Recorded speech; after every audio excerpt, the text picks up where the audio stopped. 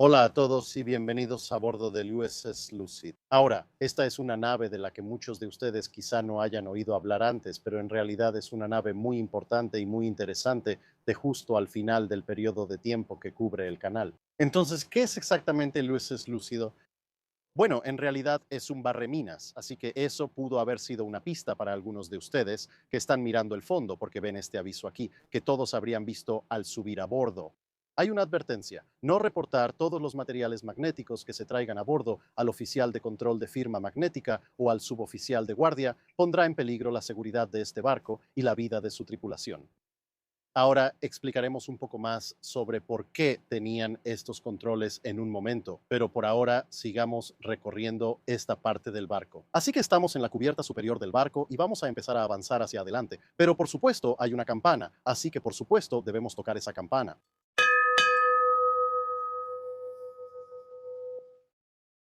Así que aquí es donde acabamos de empezar. Pueden ver la popa, que exploraremos un poco más adelante, pero no es un barco grande. Así que vamos a continuar hacia adelante pasando la superestructura delantera. Es un poco un trabajo en progreso y vamos a salir aquí. Así que aquí está la cubierta delantera con el armamento más pesado del barco, este cañón antiaéreo de 40 milímetros. Así que echemos un vistazo más de cerca a esto. Bien, aquí estamos en el cañón antiaéreo y antisuperficie de 40 milímetros y podrías estar pensando, bueno, espera un minuto, Jack, ya nos has mostrado muchos cañones de 40 milímetros en varios barcos. ¿Qué tiene de importante este? Bueno, dos cosas. El dato corto e interesante sobre esto es que este es un cañón antiaéreo de 40 milímetros individual. Ahora, hemos visto muchos cañones individuales de 20 milímetros. Hemos visto bastantes 40 milímetros, pero el cañón individual de 40 milímetros en realidad es algo relativamente raro de encontrar en barcos museo.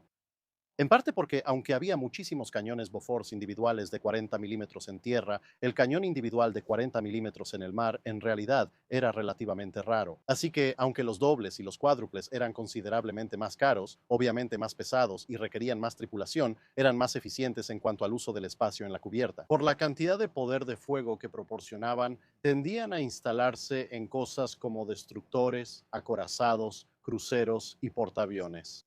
Mientras que una sola pieza se colocaba solo si tenías muy poco espacio o si estabas increíblemente limitado en peso. Pero en realidad, la razón por la que aquí solo tienes una sola pieza no tiene que ver con ninguna de esas cosas cuando se trata de Lúcido, y todo tiene que ver con lo que Lúcido es como barreminas. Así que la razón por la que Lúcido y el resto de los 100 y un poco más barreminas de la clase fueron construidos fue porque Estados Unidos en realidad tenía un montón de barreminas saliendo de la Segunda Guerra Mundial por razones muy obvias. Sin embargo, durante la Guerra de Corea, cuando enviaron barreminas para lidiar con varias minas que los norcoreanos y sus aliados habían colocado, Estados Unidos perdió varios barreminas en algunos incidentes bastante conocidos. Y al principio estaban un poco confundidos porque, bueno, sí, se pierden barreminas cuando están barriendo minas. Esa es la naturaleza del trabajo. Es bastante peligroso. Pero esto fue una cantidad considerable de pérdidas en un periodo muy corto de tiempo para relativamente pocas minas. Y se dieron cuenta muy rápido de que el problema era que todos los barreminas de la Segunda Guerra Mundial tenían casco de acero, lo que obviamente los hacía duraderos, relativamente ligeros, etcétera. Pero en la Segunda Guerra Mundial, la gran mayoría de las minas eran minas de contacto, así que literalmente las barrías con paravanes. Pero para cuando llegas a los años 50, ya tienes minas magnéticas que existían en la Segunda Guerra Mundial, pero ahora son mucho más comunes. También son mucho más sensibles, así que pueden detectar embarcaciones mucho más pequeñas, como por ejemplo un barreminas. Y hay minas acústicas, minas de influencia por presión y todo tipo de cosas como estas. Y por lo tanto, un barreminas con casco de acero es simplemente demasiado vulnerable. Y por eso hubo una producción de emergencia de estos barcos a principios de los años 50 de ahí, que esté justo al final del periodo de tiempo del canal. Y el barco en el que estamos parados está, de hecho, prácticamente construido completamente de madera, porque por supuesto la madera no es magnética. Ahora, hay algunas partes del barco, como las escotillas y demás, el eje de la hélice, sí, los ejes del timón, etcétera, y estas tienen que estar hechas de metal. Pero no puedes hacerlas de acero estándar porque eso generaría un campo magnético y entonces obviamente todos morirían. Y así, Estos barcos, aunque son bastante pequeños, y como dije, este es el armamento más pesado que tienen, en realidad terminaron costando casi lo mismo que un destructor de tamaño completo, no por el casco de madera, sino por todos los demás accesorios que llevan. Así que las escotillas, los cabrestantes, los ejes del timón, etcétera, todos estos en realidad estaban hechos de metales no magnéticos. Así que hay algo de acero inoxidable no magnético, pero también una gran cantidad de bronce. La cámara está actualmente sobre un cabrestante que en realidad está hecho completamente de bronce y puedes imaginarte que eso es bastante caro. Y otras secciones, como los ejes del timón, están hechas de una aleación, que es una mezcla de níquel y bronce. Pero todo esto es muy caro de fabricar en cuanto a materiales, muy caro de manufacturar, pero todo es para minimizar la firma magnética del barco. Desafortunadamente, una de las cosas que no puedes fabricar de bronce o acero inoxidable es el cañón de un Bofors de 40 milímetros. Y solo este cañón de 40 milímetros generaba un campo magnético lo suficientemente fuerte como para que algunas de las minas magnéticas muy sensibles de principios de la Guerra Fría pudieran detonarse por su presencia. Así que todo este cañón debajo de él tenía un triple enrollado de cables de desmagnetización que podían ajustarse porque obviamente el cable de desmagnetización funciona al pasarle corriente. Podías ajustar la corriente para cancelar perfectamente la firma magnética de este cañón de 40 milímetros en particular. Así que podías tener una pequeña cantidad, relativamente hablando, de acero magnético a bordo sin detonar esas minas magnéticas. Y por supuesto, a medida que te mueves a través del campo magnético de la Tierra hacia lugares donde es más débil o más fuerte, tendrías que ajustar eso. Así que lo ajustarías al salir del puerto, pero una vez que llegabas a un área como, digamos, frente a la costa de Corea y estabas listo para empezar a barrer, tendrías que volver a comprobar que estuviera perfectamente calibrado. Y hay otras características como esa a bordo del barco que veremos más adelante. Pero por ahora, en realidad vamos a entrar a la superestructura. Uno, porque hay muchas cosas interesantes ahí dentro. Y dos, porque hace mucho calor aquí afuera. Así que bajando por el lado de estribor, puedes ver que hay un panel de desmagnetización. Eso va conectado a los cables de desmagnetización que mencioné antes. Este es el armero, con una ametralladora calibre 50 apoyada casualmente contra él, porque dos ametralladoras calibre 50 conforman el resto del armamento de cañones del barco. Y luego, por aquí bajando un poco, esto es lo que cuenta como el polvorín del barco. Como puedes ver, ya sabes, hay un puñado de proyectiles, un montón de cajas de municiones y básicamente eso es todo en lo que respecta a este barco. Este es el polvorín principal. Está sobre la cubierta, pero ya sabes, está hecho de madera. Poner el polvorín más abajo realmente no va a ayudar mucho. Y bueno, supongo que sí tiene una puerta de acero, pero incluso esta concentración relativamente pequeña de municiones significa que, como este es un barco de madera, en realidad tuvo que haber un pilar de soporte especial debajo para evitar que la cubierta se colapsara. Y veremos eso cuando entremos más al barco. Y como pueden ver, acabamos de salir. Y aquí estamos en el costado de estribor del barco. Y antes de seguir entrando, pensé que podríamos venir aquí a la popa. Y pueden ver que tenemos algunos flotadores de paraván tradicionales. Así que tenemos uno ahí y tenemos uno aquí. Así que, por supuesto, solo porque haya minas acústicas, minas magnéticas, minas de influencia, etcétera, no significa que no existan las minas de contacto tradicionales de la vieja escuela. Así que todavía haría el barrido de minas tradicional. Y luego tienes estos dos brazos de grúa, uno aquí y otro aquí. Y estos dos no solo se usarían para desplegar los cables de los paravanes, sino que también servirían para sostener un sistema especial contra minas magnéticas que veremos en un minuto. Así que ahora, entrando desde la cubierta de popa, como pueden ver, todo esto ha sido restaurado con mucho cariño. Aquí está la cocina del barco que todavía sigue en uso.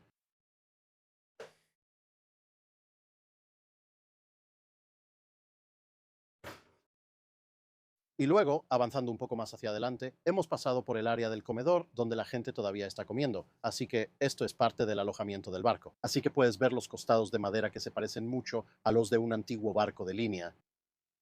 Y las literas regulares estaban en la proa, así que todo se va estrechando. Pero como puedes ver en estas fotos, esto no siempre fue así. Lucid fue dado de baja y vendido, pero luego no fue particularmente bien cuidado. Y luego tengo algunas otras fotos aquí, como esta. Así es como se veía el espacio en el que estamos ahora, después de que lo limpiaron de todo tipo de cosas, incluyendo varias plagas como mapaches y cualquier otra fauna silvestre que suele haber en esta zona. Y justo aquí, sí, esta es una tina de hidromasaje que los dueños anteriores habían instalado, lo cual, como te puedes imaginar, no le hizo ningún favor al barco. Esta escotilla aquí es esta escotilla, sí. Y como puedes ver, la tina de hidromasaje ya no está. Ahora hay un alojamiento de la tripulación más fiel al original. Así que si seguimos avanzando, aquí está nuestro motor de cabrestante. Así que estamos avanzando justo hacia la proa y aquí adelante solo hay almacenes generales. Así que estamos justo en la proa. Ahí hay una pequeña escotilla y varios suministros especiales que podrías necesitar al operar un barco. Ahora seguimos en el área de literas delanteras, pero lo que ahora necesitamos observar es esta cosita. ¿Qué es esta pequeña escotilla? Bueno, cuando el barco fue construido por primera vez, y ten en cuenta que este barco ha existido por muchísimo, muchísimo tiempo. Inicialmente fue construida con un sonar fijo montado en el casco para buscar minas. Sin embargo, más adelante estuvo disponible un sonar más avanzado, y ese era un sonar de inmersión. Así que el viejo sonar fijo fue retirado. Y luego, si vemos hacia abajo a través de los huecos, sí, eso es agua directamente hacia abajo. Y ahí es donde iba el viejo sonar de inmersión. Y, por supuesto, cuando el barco estaba en marcha, había una placa de acero cubriendo eso, para que no salpicara de vuelta hacia arriba. Pero por ahora, mientras el barco está en restauración, la placa de acero está quitada porque estamos estacionarios. Regresando por los baños del barco, estos ya están casi completamente restaurados. Un pequeño cuarto de lavandería. Solo un par de lavanderías ahí. Entramos al comedor del barco y básicamente hemos dado la vuelta hasta donde estábamos antes. Literalmente, la única otra parte de esta superestructura en la popa o nivel de cubierta de babor es esta sección, el comedor de oficiales, y algunos alojamientos paralelos en el otro lado.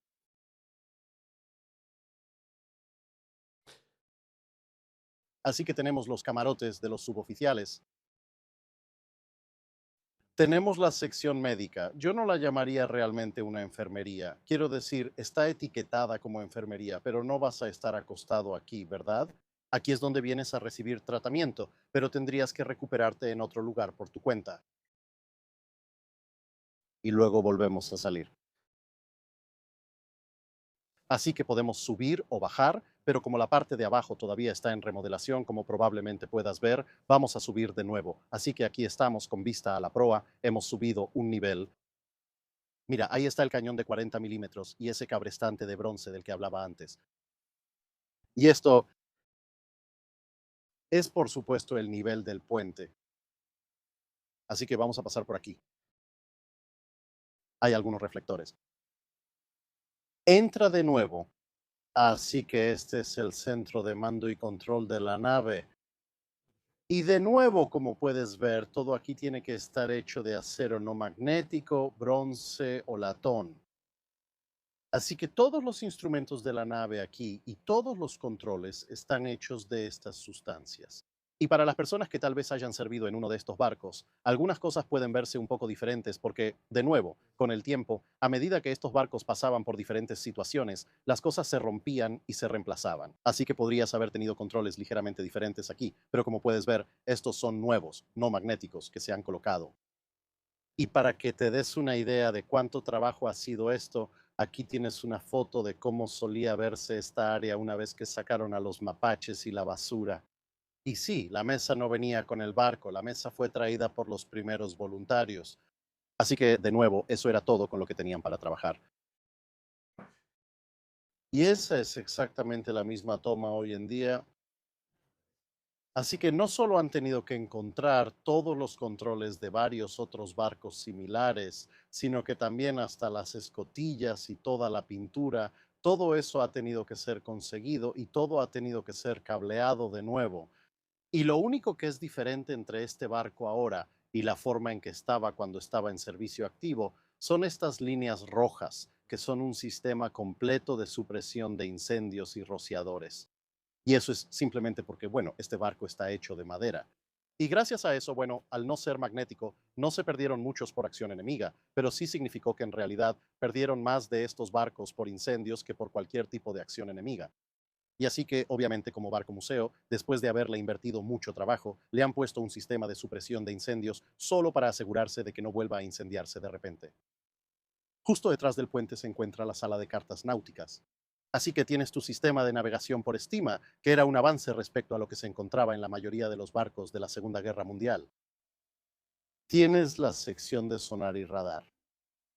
Y aquí es donde buscarías las minas usando los sistemas de sonar, así como el radar para vigilar cosas en general. Y luego, este cuarto no existía cuando el barco fue construido originalmente, pero es un cambio auténtico en la disposición del barco. De hecho, aquí tengo algunos planos originales de los constructores. Puedes ver que este es el Dragaminas clase AM-421 y el perfil se ve un poco diferente a como se ve lucida ahora, porque durante su carrera se le añadió equipo adicional. Así que ya bajamos al de 40 milímetros, subimos al puente y regresamos por aquí. Así que ahí es donde estaba la sala de cartas. Pero ahora aquí puedes ver que originalmente todo esto estaba abierto y después todo esto se construyó y se extendió por encima de esta zona. Así que estamos más o menos por aquí, en algún lugar. Y sí, este es el mástil original del barco. Y si damos la vuelta, bueno, ahí está el mástil. Como puedes ver, ya no está afuera, ahora está adentro. Así que este espacio, aunque es fiel a cómo era el barco cuando estaba en servicio, no lo es a cómo fue construido originalmente. Y como están tratando de devolver el barco a la distribución de los años 50, van a usar esto como un espacio de exhibición general en lugar de cualquier otra cosa. Ahora, una cosa que vas a notar es que hay algunos flotadores aquí donde vimos que ahora están en la popa. Pero este carrete de cable acústico, así que toda esta área tenía un montón de equipo extra para barrido de minas. Y todavía podemos ver algo de eso si simplemente salimos afuera, por aquí. Así que aquí estamos junto a la chimenea del barco que viene desde la sala de máquinas. Y estas cosas son flotadores especiales. Ahora, obviamente, no hay mucho que sea particularmente único sobre ellos, aparte del hecho de que tienen una forma vagamente cónica. Pero la idea de estos es que se llevan bastantes de ellos. Es que cuando un barco está realizando sus tareas de barrido de minas, a menos que tengas algunos puntos de referencia muy específicos o estés muy cerca de la costa. De lo contrario, en una época mucho antes del GPS sería muy difícil saber exactamente dónde estás en relación con dónde estabas antes. Ahora, sí tienes el sistema de navegación inercial, pero eso no es lo suficientemente preciso como para darte un conjunto exacto de coordenadas. Así que la idea era que si estabas barriendo un campo de minas, donde sí necesitabas conjuntos de coordenadas muy exactos, empezarías y dirías, bien, vamos a lanzar uno de estos al mar y se quedará flotando ahí. Y ahora tienes un punto de referencia y navegarías a lo largo del camino donde querías barrer, obviamente durante tu primer tramo de barrido de minas, pones otra boya. Bien, ahora tienes dos puntos de referencia y ahora puedes hacer lo que algunos llaman barrer de ida y vuelta. Vas de ida y vuelta, de ida y vuelta, de ida y vuelta, un poco como los alienígenas en Pac-Man. Y podrías dejar más de estas boyas y eso te mostraría no solo por dónde has pasado, sino también a dónde necesitas ir en relación con esas boyas. Lo cual, por supuesto, es muy importante, no solo para tu propia seguridad, al saber qué partes del mar ya habías revisado y cuáles no, sino también muy importante para la seguridad de los barcos para los que estabas despejando esa zona del mar. Porque eso significaba que sabías que habías despejado toda tu cuadrícula, en lugar de superponer un área que tal vez ya habías revisado y así pasar por alto algún lugar que creías haber cubierto, pero en realidad no lo habías hecho, donde bien podría haber una mina. Ahora, más equipo de barrido de minas justo por aquí. Cualquier giro.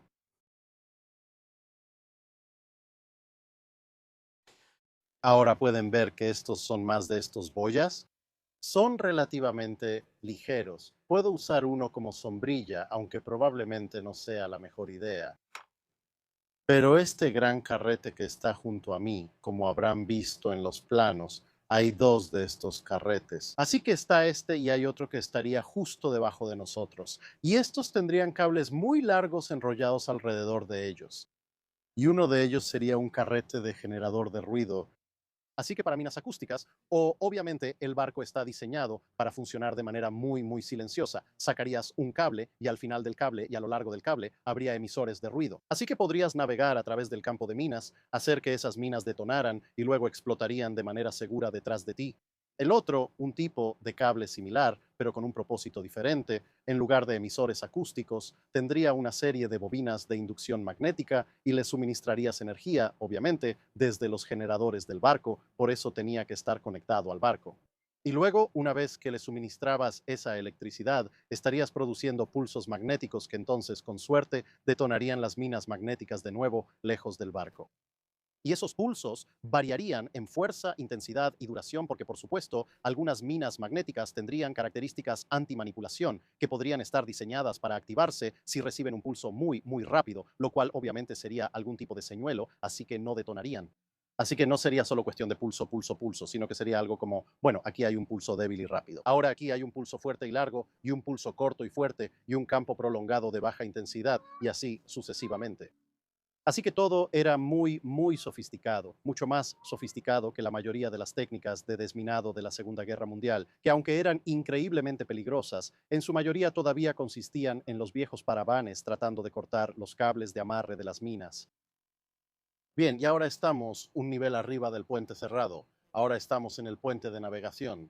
Y esta es un área que todavía está bajo cierto grado de conservación. Así que girándote, aquí vamos. Puedes ver que tenemos una silla, tenemos un bonito toldo, tenemos una base de brújula en proceso, pero aunque todo esto ha sido cuidadosamente preservado y repintado, el otro equipo que necesita estar aquí aún no ha sido colocado. También hay un reflector muy brillante allá arriba. Así que esto es un trabajo en progreso, pero ya viste en algunas de las fotos con lo que tuvieron que empezar. Esto está muchísimo más avanzado de lo que les dejaron. Entra al puente de navegación que está ahí, la sala de cartas otra vez. Estos dos montajes, uno aquí en el lado de babor y uno allá en el lado de estribor. Estos eran para montar ametralladoras .50, Browning .50. Vimos una de esas abajo en la armería. El casillero de banderas en la parte superior de la chimenea. Y justo allá abajo está el carrete y los chicos que estábamos viendo un poco antes, la base del mástil. Ahora, el mástil originalmente, obviamente, llegaba muy alto con la cofa, pero ahora termina ahí porque mientras el barco no estaba en manos del equipo actual, los pájaros carpinteros dañaron el mástil. Así que, por razones de seguridad, la sección hueca ha sido retirada. Y de nuevo, ese es otro proyecto que tendrá que rehacerse en algún momento en el futuro.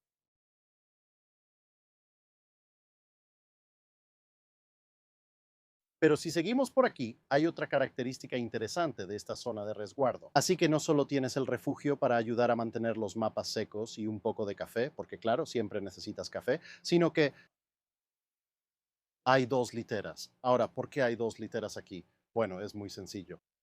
Porque estamos bastante alto. Quiero decir, este barco está considerablemente por debajo de unos 200 pies. Pero como pueden ver, estamos bastante altos sobre la línea de flotación. Combinen eso con el hecho de que, como barre minas, como dijimos, todavía hay minas de contacto allá afuera. Todavía hay minas de contacto allá afuera que realmente no quieres golpear. Terminas en una situación donde el barco tiene un calado muy bajo. El calado máximo completamente cargado es de unos 10 pies. En este momento tiene un calado de unos 5 y con una altura sobre la línea de flotación como esta, puedes imaginarte que estas cosas se ponen muy movidas con mar picado. Realmente no hay mucho que puedas hacer al respecto, pero si el clima está muy mal, no solo el barco va a estar cabeceando y balanceándose como un pequeño corcho, sino que también va a ser increíblemente peligroso bajar por cualquiera de las escaleras y demás en el exterior, como la que acabamos de subir para refugiarnos. Así que si estuvieras aquí y estuvieras comandando el barco o ayudando a comandar el barco, y de repente se hace muy evidente que, bueno, el clima se ha puesto muy mal. Puede que necesites refugiarte en esta caseta de señales por un periodo prolongado de tiempo, tan prolongado de hecho que, como dije, aquí hay algunas literas para que puedas dormir un poco. Por supuesto, no estoy aquí solo, está la tripulación del barco.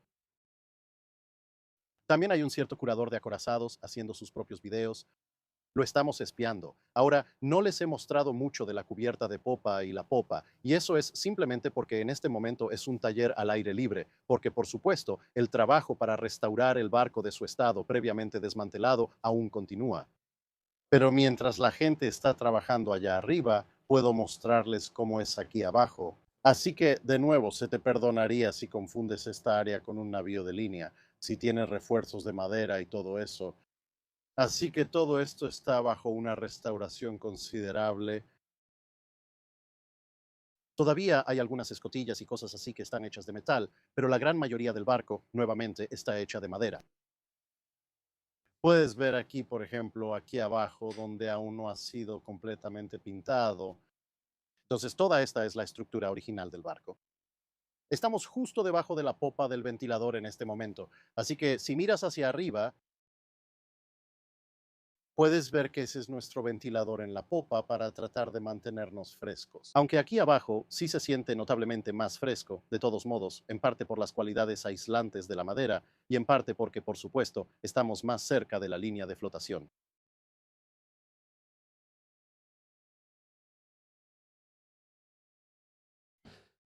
Así que mientras avanzamos, al movernos en esta dirección, nos dirigimos hacia popa y hacia el área del timón. Entonces, esta es una de las mechas originales del timón. Como puedes ver, está hecho de esta aleación de bronce con níquel que baja hacia el área donde habría ido el timón. Y habría varios sistemas hidráulicos para ayudar a mover los timones y otro aquí que fue retirado cuando desmantelaron el barco, pero ya tienen otro que van a instalar. Y donde está este marco, aquí es donde estarían los controles finales de dirección. Entonces, esto sería una caja manual con engranajes que te permitiría aproximadamente cada 20 vueltas girar los timones un grado mediante reducción mecánica. Pero como puedes ver, ahí es donde la nave termina completamente. Entonces, este es el cuarto de máquinas del barco. Nuevamente, como puedes ver, todavía está en pleno proceso de restauración y los tanques de lastre de madera y todo eso.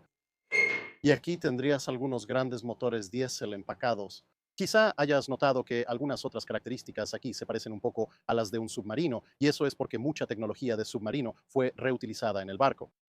Y estos motores, por supuesto, fueron retirados nuevamente mientras se desmantelaba, pero todo se está construyendo para volver a colocarse en su lugar. Y de nuevo, el equipo de Lucid en realidad tiene algunos de los motores de una de sus naves hermanas y serán traídos en una etapa posterior durante el trabajo de restauración. Y si te preguntas cómo van a meterlos, bueno, justo a la derecha de estas vigas, puedes ver que hay un área que parece de madera muy nueva.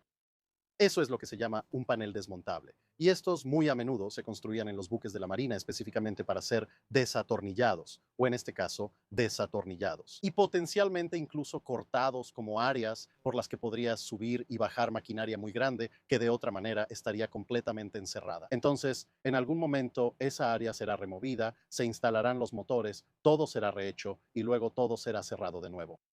Y si te preguntas por qué esta área parece que se ha incendiado, sí, los dueños anteriores lograron prenderle fuego al barco en algún momento. Sin embargo, como puedes ver, afortunadamente solo carbonizó las capas exteriores de este pedazo de madera, así que no está tan mal. Así que ahora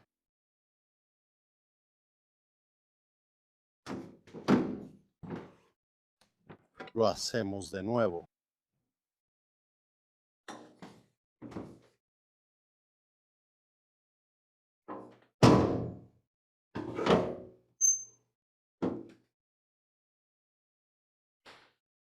Y técnicamente este es el cuarto de máquinas delantero, pero vengo por aquí y bajo un poco la cámara.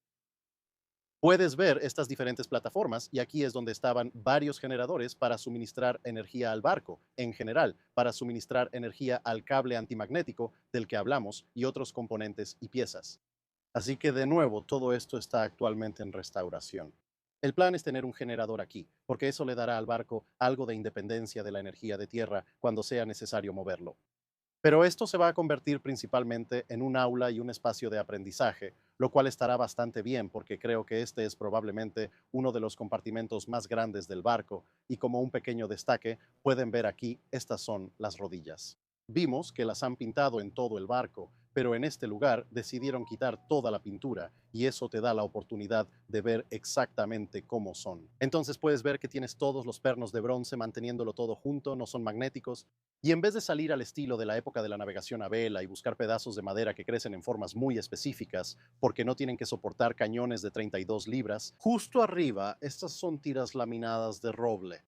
Y eso prácticamente concluye nuestro recorrido por Lúcido, solo con un par de puntos importantes a destacar. Primero, quizá notaron que fuimos prácticamente a todos los lugares a los que se puede ir en el barco. Hay uno o dos compartimentos que dejamos sin visitar, pero fuera de eso ya vieron prácticamente todo lo que hay en el barco. Y eso no es lo que normalmente hace el canal. Normalmente decimos, ya saben, vengan a ver el barco, les vamos a mostrar las cubiertas superiores y luego vengan a ver el resto. Bueno, por el momento Lucid no está abierto al público, así que ese tipo de invitación normalmente no sería muy útil. Por eso les estamos mostrando mucho más del barco. Pero lo otro que deben tener en cuenta es que, aunque generalmente no está abierta al público, Lucid sí abre en este momento 2 días al año, uno en primavera y otro en otoño, como dirían los estadounidenses. Así que si este video sale a tiempo, habrá un día de puertas abiertas en Lucid el 11 de abril de 2026. Y si por cualquier razón se ha retrasado y esa fecha ya pasó, entonces habrá otro día de puertas abiertas en Lucid en otoño. Nuevamente, pueden consultar su sitio web para más detalles. Y entonces pueden venir y ver el barco ustedes mismos aquí en Stockton, California. Así que muchas gracias obviamente a la tripulación de Lucid por permitirme recorrer y hacer todas estas grabaciones. Y por supuesto, ya saben, síganlos en redes sociales, envíenles comentarios, etcétera, y felicítelos por el maravilloso trabajo que han hecho. Por tomar lo que era esencialmente una cabaña de madera con un olor un poco dudoso, infestada de mapaches y que estaba parcialmente en llamas, y convertirla en uno de los barcos museo mejor conservados de toda la flota de barcos museo de Estados Unidos. Así que con eso nos vemos de nuevo en otro video.